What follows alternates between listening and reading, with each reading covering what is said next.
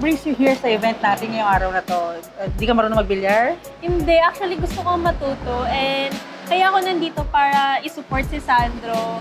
Ever loyal talaga, na supportive na girlfriend talaga. Kasi actually, this is the first time na makita ko siyang sumali sa tournament. Kaya I'm so happy. Oh, okay. Excited din ako. Pero soon siguro mag-aaral ka din mag-pool para dalawa na kayo. Oo nga. Papaturo ako sa kanya.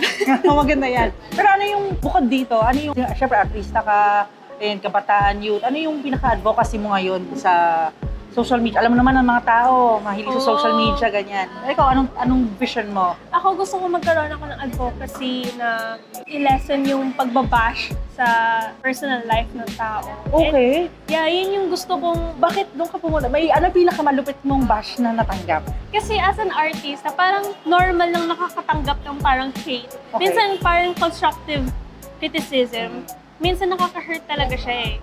Like, Pero, may example ka ba? Ano, so, umobra na ano? siguro yung parang based sa acting ko, kailangan pa ng workshop, parang ganun lang naman. Though, ginagamit ko siya as improvement, Yes. as motivation. Pero kasi may mga ibang tao na hindi mo kilala na pero parang below the belt na yung sinasabi nila. And yun yung gusto kong malesen sa mundo natin. Parang mas peaceful, di ba? Kami naman kasi dito sa company naman namin, Myriad, kaya kami dito sa event na to, para makapag-connect sa mga artists like you, di ba?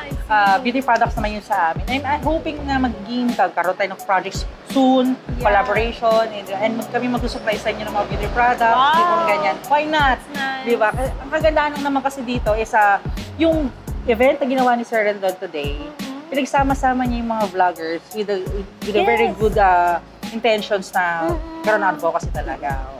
So, thank you sa time, no? Thank you so Baklase, much ang ganda-ganda niya. Thank you po.